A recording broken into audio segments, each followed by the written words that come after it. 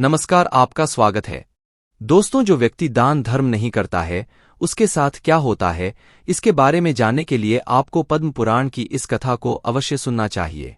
यह कथा महान अगस्त्य मुनि जी ने भगवान श्री राम को सुनाई थी। इस कथा में दान का महत्व बताया गया है और जो व्यक्ति दान धर्म नहीं करता है उसे कौन सा दंड मिलता है, इसके बारे में बताया गया है।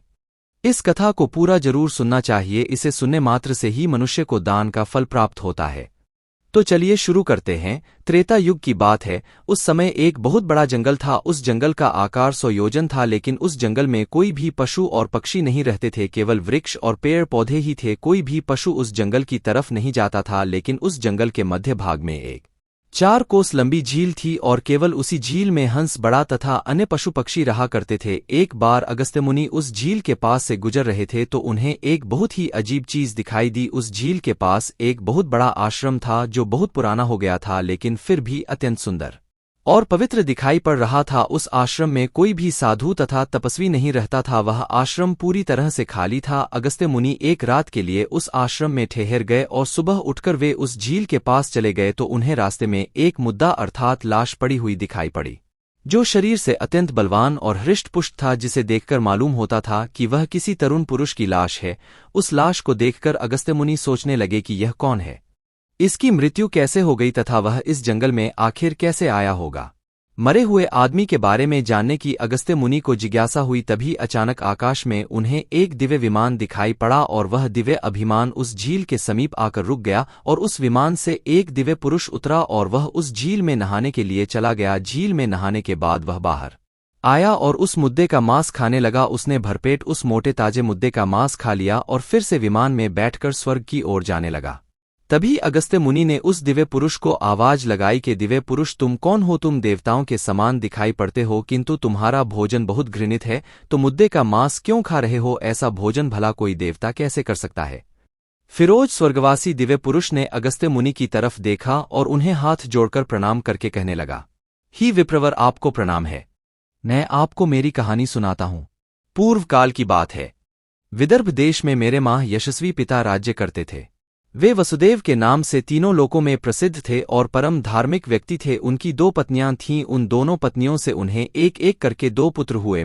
उनका सबसे बड़ा बेटा था। लोग मुझे श्वेत के नाम से जानते थे और मेरे छोटे भाई का नाम सूरज था। पिताजी की मृत्यु के बाद मुझे विदर्भ देश का राजा बना दिया गया और वहां सावधानी के साथ राज्य चलाने लगा। राज्य करते हुए मुझे कई हजार साल बीत गए। फिर एक दिन मुझे वैराग्य हुआ और मैंने राजपाट का त्याग करने का निर्णय लिया और मृत्यु पर्यंत तपस्या करने का निश्चय करके मैं जंगल में रहने के लिए चला गया। अपने राज्य को मैंने अपने छोटे भाई सूरत को सौंप दिया और उसे राजा बना दिया। फिर इस झील के पास आकर मैंने कठोर तपस्या करना आरंभ किया। 80,000 वर्षों तक मैंने इस जंगल में तपस्या की और उसी के प्रभाव से मुझे ब्रह्मालोक की प्राप्ति हुई। लेकिन ब्रह्मलोक पहुंचने के बाद भी मुझे भूख और प्यास अधिक सताने लगी। मेरे सभी इंद्रिय तिलमिला उठे। फिर मैंने ब्रह्मलोक के सर्वश्रेष्ठ देवता ब्रह्मा जी से पूछा, है भगवान, मैंने तो सुना है कि ब्रह्मलोक में किसी भी प्राणी को भूख और प्यास नहीं लगती है, फिर मुझे भूख और प्यास क्यों लग रही है? यह मेरा पीछा क्यों नहीं छोड़ रही है? कृपया आप मुझे बताइए कि मैं किस चीज का सेवन करूं। फिर ब्रह्मदेव ने कहा,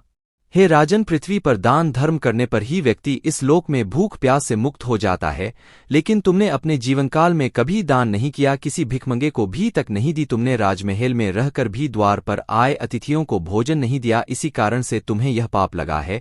इसीलिए तुम्हें ब्रह्मलोक में भी भूख और प्यास का कष्ट उठाना पड़ रहा है। जीवित रहते हुए तुमने अनेक प्रकार के आहारों का अकेले ही सेवन किया है। अनेक प्रकार के पकवान तुमने अकेले ही खाए हैं, दूसरों को नहीं दिए हैं, जिससे तुम्हारा शरीर बलवान बन गया, किंतु तुम्हारा पुण्य क्षीण हो गया। अब तुम्हारे लिए एक ही उपाय है।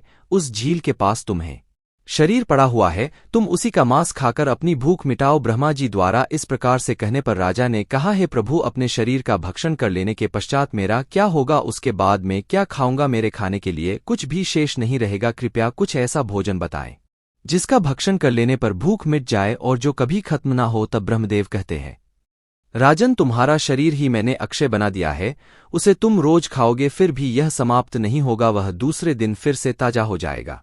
इस मृत शरीर के अंग फिर से उग आएंगे और उन्हें तुम फिर खा सकोगे।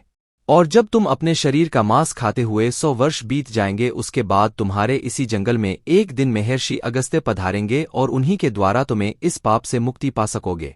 इस प्रकार से राजा ने सारी हकीकत महर्षि अगस्त्य को बता दी और कहने लगे, हे विप्रवर, मेरा शरीर कभी नष्ट नहीं होता है और मैं रोज आकर अपने शरीर का मांस खाता हूं। न जाने कब मुनि अगस्त यहाँ पर पधारेंगे और मुझे इस कष्ट से मुक्ति दिलाएंगे। ऐसा सोचते हुए मुझे 100 वर्ष बीत चुके हैं और मैं आज भी उनकी राह देख रहा हूं। राजा श्वेत का इस प्रकार से कथन सुनकर महर्षि अगस्त्य बोले, अच्छा तो तुम्हारे सौभाग्य से मैं यहाँ पर आया हूं। मैं ही मोरनी अगस्त हो और बोलो मैं तुम्हारी किस प्रकार से सहायता कर सकता हूं। तब राजा अत्यंत प्रसन्न हुए और जमीन पर कर महर्षि अगस्त्य के चरणों को वंदन करने लगे। राजा श्वेत बोले, हे मोरनी, कृपया आप मुझे इस घृणित आहार से मुक्त कीजिए तथा जिस पाप के कारण मुझे यह प्राप्त हुआ है उस पाप से भी मुझे मुक्त कीजिए, जिससे मुझे अक्षय लोक की प्राप्ति हो सके।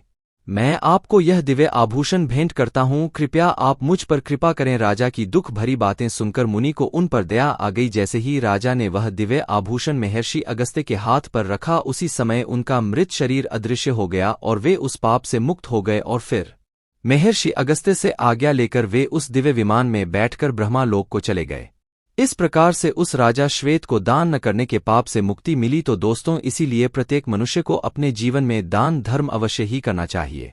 दान करने से ही मोक्ष की प्राप्ति होती है। दान न करने पर मनुष्य को स्वर्ग लोक भी मिल जाए तो भी उसकी आत्मा को मुक्ति नहीं मिलती है। स्वर्ग में रहकर भी उसकी आत्मा को कष्ट भोगने पड़ते हैं। आपको यह कथा कैसी लगी कमेंट करके जरूर बताएं। जानकारी अच्छी लगी तो वीडियो को लाइक जरूर करें, साथ ही चैनल को सब्सक्राइब करें। धन्यवाद।